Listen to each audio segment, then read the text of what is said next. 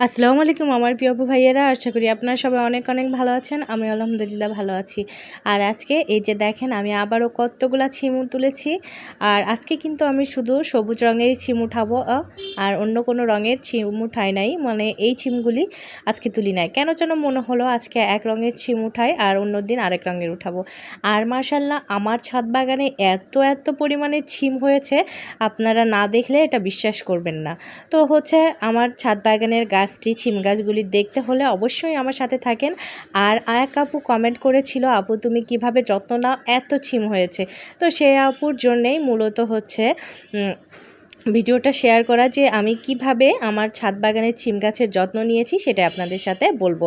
তো হচ্ছে প্রথমেই বলি যে আপনারা যারা হচ্ছে আমাকে সজনে বীজের কথা বলেছিলেন, তারা প্লিজ হচ্ছে দ্রুত আমাকে হচ্ছে আমার সাথে যোগাযোগ করবেন, না হলে কিন্তু অনেকটা সময় দেরি হয়ে যাবে, কারণ আর কয়েকজনকে হয়তো বা দিতে পারবো।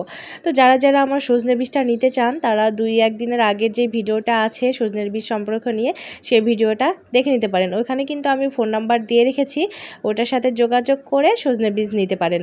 আর এটাতে সমস্যা হলে এখানে আমার চ্যানেলে ফেসবুক লিংক দেওয়া আছে, সেখানে মেসেঞ্জারে যেও কিন্তু আপনারা আমার সাথে যোগাযোগ করতে পারেন। তো এই যে মাশাআল্লাহ আমার ছিম দেখেন কতগুলা হারভেস্ট করেছি, আর এতগুলা ছিম আমার গাছে হয়েছে। একটা মাত্র গাছে এত ছিম হয়েছে, সেটাই আপনাদের সাথে শেয়ার করব যে কিভাবে আমি এই সুন্দর এত ছিম হারভেস্ট করছি ছাদ বাগানের টবের গাছ থেকে। তো প্রথমে বলি, আমরা যেভাবে হচ্ছে কখন কোন সময়ে ছিম গাছ রোপণ করলে ভালো হবে, মানে ছিম গাছ রোপণ করার সঠিক সময়। অনেকে দেখি অনেক আগে লাগায়, জুন জুলাই, আবার কেউ অনেক দেরিতে লাগায়। তো আগে পরে লাগালে দেখা যায়, আগে লাগালে গাছ নষ্ট হয়ে যায় ফলন দেওয়ার সময়, আবার পরে লাগালে বড় হতে মানে ছিমের যেই সিজনটা থাকে সেটা চলে যায়। প্রথমেই তারপরে আসি জাত নির্বাচন। জাত নির্বাচনও কিন্তু একটা গুরুত্বপূর্ণ বিষয়। আপনি যে জাতের ছিমগুলি পছন্দ করেন, যেই জাতগুলি বেশি ধরে ভালো হয় ছাদ বাগানে, সেই জাতগুলি নির্বাচন করবেন। তো এখানে হচ্ছে জাত নির্বাচন বলতে আমি এখানে আপনাদের সাজেস্ট করব কেরালা যে ছিমটা, যেটা হচ্ছে কি একটু আগাম জাত, সেটাও করতে পারেন, আবার দেশি ভ্যারাইটিগুলোও করতে পারেন। তো তারপরে হচ্ছে আমরা কখন ছিম গাছ লাগাবো, মানে কখন পারফেক্ট সময় ছিম গাছ লাগানো সেটা বলি। যে আমরা হচ্ছে যেহেতু আমাদের ছিমের ফলন আসে, বিশেষ করে দেশি প্রজাতির যে ছিমগুলি, সেগুলি কিন্তু ফলন আসে নভেম্বর মাসের শুরুর দিক থেকে।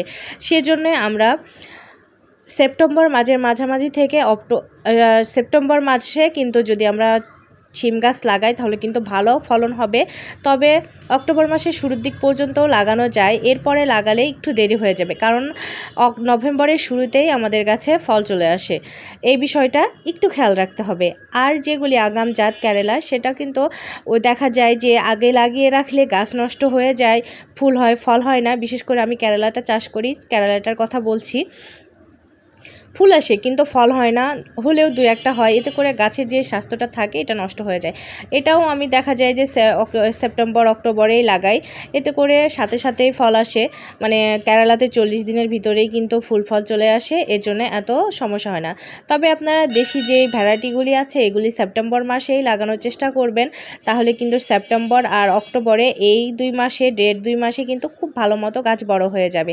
এর থেকে যদি আপনারা বেশি আগে লাগান, তাহলে দেখা যায় গাছ বয়স্ক হয়ে যাবে। তখন কিন্তু যখন মানে গাছ বয়স্ক হয়ে গেলে গাছের টবের শিকড়ের পরিমাণ বেশি হয়ে যাবে, তখন দেখা যায় গাছে যখন পর্যাপ্ত পরিমাণ খাবার দরকার, মানে ফল ধরবে, সেই সময়টা টবের মাটিতে আর খাবার থাকে না। এজন্যে আপনারা খুব আগে লাগাবেন না। তো পারফেক্ট সময় আমার কাছে মনে হয় আমি এই সময় লাগিয়ে থাকি সেপ্টেম্বর আর অক্টোবর মাসে। তবে অক্টোবর মাসের শুরুর দিক পর্যন্ত, সেপ্টেম্বর মাসের শুরু থেকে অক্টোবর মাসের শুরু, দেখা যায় এর ভিতরে ছিম গাছ লাগালে খুব ভালো ফলন হয়। গাছের টবের মাটিতে পর্যাপ্ত পরিমাণে খাবার থাকে, গাছ দ্রুত মেলিয়ে যায়, একটু ঠান্ডা মাঝে মধ্যে আবহাওয়া থাকে। তো এই সময়টা লাগলে এরকমভাবে কিন্তু গাছটা ভালো মতো মেলায়। এবার অনেকেই দেখি যে আমরা যেহেতু টবের কথা নিয়েই বলছি, মানে বেশি ফলনের আশায় একটা টবে একাধিক গাছ লাগিয়ে থাকে। তো কখনোই এটা করবেন না। আমি যেমন হাফ ড্রামে করেছি, হাফ ড্রামে কিন্তু আমি শুধুমাত্র একটা মাত্র গাছ দিয়েছি, সেই হিসাবে কিন্তু ফলন অনেক বেশি। আর যারা বস্তায় কিংবা ছোট টবে করতে চান তারাও কিন্তু একটা গাছ দিবেন। সেক্ষেত্রে দেখা যায় যে আমি যেরকম এত এত ছিম উঠাচ্ছি একটা গাছ থেকে, না হলেও পরিমাণে কম হবে, তবে সেক্ষেত্রে আপনারা বস্তায় কিংবা অন্য ছোটো টবে করলে কয়েকটা গাছ লাগাবেন, তাহলে কিন্তু একসাথে বেশি ফলন পাবেন। তবে এক টবে কখনোই আপনারা অনেক বেশি গাছ লাগাবেন না, তাহলে কিন্তু তুলনামূলকভাবে খাবার মানে ফলনটা কম আসে। কারণ গাছগুলি মানে গাছ বড় হওয়ার সময় গাছের টবের মাটিতে যেই সারটা থাকে খাবারটা, এটা কিন্তু খেয়ে নেয়। আর উপরি সার যেগুলি আমরা প্রয়োগ করে থাকি সেগুলি কিন্তু মানে কি বলবো হচ্ছে 100% ভাবে ফসফেট হয়, অতটা কার্যকারী না। তবে আমাদের রেগুলার যত্ন করে যেতে হবে, এটা কিন্তু অনেক গুরুত্বপূর্ণ ছিম চাষের ক্ষেত্রে। সব ছিম না, সব সবজি চাষের ক্ষেত্রেই কিন্তু রেগুলার যত্ন করে দিতে হয়। কখনো আপনি মাসের শুরুতে সার দিলেন, আবার দেখা যায় মাঝামাঝি দিলেন মানে 15 দিন গ্যাপে, কখনো আবার 7 দিন, কখনো আবার হচ্ছে 1 মাস দূরত্ব দিলেন। তো এভাবে না দিয়ে একটা রুটিন তৈরি করে নেন যে মাসে আমি 3 বার সার দিব, 3 বার ভারী সার দিব কিংবা 2 বার ভারী সার দিব, আর যেই তরল সারগুলি আছে এগুলি সপ্তাহে একবার দিব। এভাবে করে আপনারা কিন্তু সার দিতে পারেন, এতে করে কিন্তু গাছ অনেক ভালো থাকে। তাছাড়া আরেকটা সার দেওয়ার মানে সরাসরি যে কিচেন ওয়েস্ট আছে, এটা আরেকটা হচ্ছে উপায় আছে যেটা আমি করে থাকি। আমার ছিম গাছের টবেও আছে, আমি আজকে যে ছিমগুলি উঠাচ্ছি এই টবেই কিন্তু আছে। আরেক টবের ভিতরে আরেকটা ছোট টব। আপনারা হয়তো বা আমার গাছের গোড়াতে একটু খেয়াল করলে দেখতে পাবেন যে টবের ভিতরে কিন্তু আমি আরেকটা করে ছোট টব দিয়ে রেখেছি, বেশ কয়েকটা টবেই আছে। তো ওইখানে ওই টবে অনেক ছিদ্র আছে, আর ওই টবে সরাসরি কিন্তু আমি কিচেন ওয়েস্ট দিতে থাকি। একদিক থেকে কিচেন ওয়েস্ট দেই, আর একদিক থেকে পচে যেই তরল সার তৈরি হয় সেটা কিন্তু সরাসরি গাছ শোষণ করে থাকে। আবার যখন অতিরিক্ত খাবারের প্রয়োজন হয় তখন ওই যে ছোট টবটা দিয়েছি ওই টবের ভিতরে শিকড় ঢুকে গাছ সরাসরি খাবার গ্রহণ করে।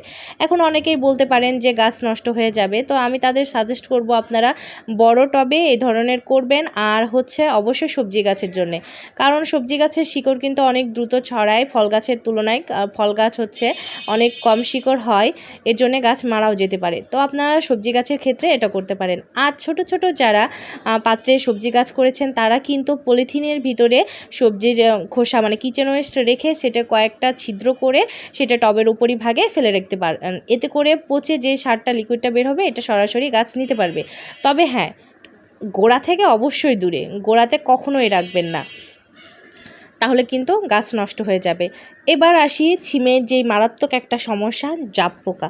জাপ পোকা কিন্তু হচ্ছে ছিমে প্রচুর পরিমাণে আসে। তো আপনারা একটা কাজ করতে পারেন যে 1 লিটার পানিতে 1 চা চামচেরও কম কিংবা সর্বোচ্চ 1 চামচ ডিটারজেন্ট গুঁড়ো করে সপ্তাহে 1 দিন স্প্রে করে দিবেন, কিংবা 10 দিনে 1 দিন স্প্রে করে দিবেন, দেখবেন জাপ পোকা আর লাগবে না। আর যদি আপনাদের কালেকশানে নিম তেল বা নিমের গাছ থাকে তো ওইটা সার তৈরি করে কীটনাশক তৈরি করে এটাও কিন্তু স্প্রে করতে পারেন, এতে করে খুব ভালো কাজ করে। শুধুমাত্র দেখা যায় যে জাপ পোকাটাই বেশি হয়, আর একটাও হয়ে থাকে মোজাইক রোগ। আর যদি আপনার গাছে মোজাইক রোগ হয়ে থাকে তাহলে ওই গাছ অবশ্যই তুলে ফেলে নতুন করে গাছ লাগাবেন। এর মোজাইক রোগ হলে দেখা যায় যে ছিমগুলিও ওই ধরনের হয়ে থাকে, এতে করে খেতে মানে খাওয়ার আগ্রহটা থাকে না। মনে হয় আমি রোগাক্রান্ত ছিম খাবো, আমার যদি কিছু হয় মানে স্বাস্থ্যের ঝুঁকি থাকে। তো সব মিলিয়ে দেখা যায় যে আপনারা এই ধরনের এই কাজটা করবেন না। মোজাইক রোগ হলে অবশ্যই তুলে ফেলবেন। আর এই যে দেখেন আমি হারভেস্টের পাশে কিন্তু পাতা ছিঁড়ে ফেলছি। আর পাতাগুলি কেন ছিঁড়ে ফেলছি জানেন? এই যে বয়স্ক পাতাগুলি একে তো হচ্ছে রোগ জীবাণু বেশি মানে বাসা বাঁধে, তার উপরেও ছিম গাছে প্রচুর পরিমাণে পাতা হয়, এতে করে আলো বাতাস চলাচল করতে পারে না। যেমন এই ছিমটা দেখেন ঢেকেছিল, একদম পাতার নিচে ঢেকেছিল, যার কারণে আলো পৌঁছাতে পারতো না। অনেক সময় ফুলও দেখা যায় যে এভাবে করে পড়ে থাকে, ফুল থেকে ফলে পরিণত ঠিকঠাক মতো হয় না কিংবা আঁকাবাঁকা হয়ে থাকে। তো অবশ্যই অতিরিক্ত এই বয়স্ক পরিপূর্ণ পাতাগুলি ছিঁড়ে ফেলবেন, ছিঁড়ে ফেললে কিন্তু কোনো ক্ষতি হয় না, আমি সবসময়ই করে থাকি। তাছাড়া গাছের খাবারও গ্রহণ করে থাকে, যেগুলি হচ্ছে ছিঁড়ে ফেললে সেই খাবার কিন্তু টব যেই ছিম ধরে আছে সেই ছিমগুলি গ্রহণ করতে পারবে। আমরা যারা শহরে ছাদ বাগানি তাদের কিন্তু আর একটা বিরাট সমস্যা আছে, সেটা হলো ফুল খেয়ে নেয় পাখিতে। ফুল গাছ এগুলিতে খেয়ে নেয়, তবে ছিম গাছ না খেলে পাতাগুলি কিন্তু সব খেয়ে নেয়, ফুলগুলি কিন্তু সব খেয়ে নেয় পাতা না খেলেও। তো দেখা যায় যে ফল পেতে অনেকটা সময় লেগে যায় কিংবা ফল ধরতেই দেয় না, সব পাখি খেয়ে নেয়। আমিও কিন্তু কিছুদিন আগেও আমার গাছ থেকে খুব অল্প পরিমাণে ছিম পাচ্ছিলাম, সব ফুল কিন্তু পাখি খেয়ে নেয়। আর ফুল আসে ঠিকই, কিন্তু ফল হতে পারে না, কারণ পাখি যদি খেয়ে নেয় তাহলে কিভাবে ফল হবে। তো এর জন্যে আপনারা যে বার্থডে কোনো অনুষ্ঠানের সময় যে আমরা চিকিমিকিগুলি ব্যবহার করে থাকি ডেকোরেশনের জন্য, সেগুলি কিন্তু আপনারা বেঁধে দিতে পারেন। আর যাদের কাছে সিডি ফিতা কিংবা টেপ রেকর্ডারের যে ফিতা কিংবা সিডি আছে, সেগুলিও কিন্তু আপনারা লাগাতে পারেন। এতে করে পাখি ভয় পাবে যে আলো তৈরি হবে, সেই আলোতে কিন্তু পাখি ভয় পায়, এজন্য ছাদে আসে না। তো এ করেই কিন্তু আমার গাছে এত পরিমাণে ছিম ধরেছে। এবার পাখি অনেক জ্বালাচ্ছিল, গত বছরও জ্বালিয়েছে, তবে কিছুটা কম। আপনারা যদি এভাবে করে থাকেন তাহলে কিন্তু আপনাদের গাছে প্রচুর পরিমাণে ছিম হবে। তো এই পর্যন্ত যারা আমার ভিডিওটি দেখেছেন তাদেরকে অসংখ্য ধন্যবাদ। আর কোনো বিষয় যদি স্কিপ করি কিংবা বুঝতে সমস্যা হয় তাহলে কমেন্ট করতে পারেন, আমি কিন্তু জ্বালা দেবো।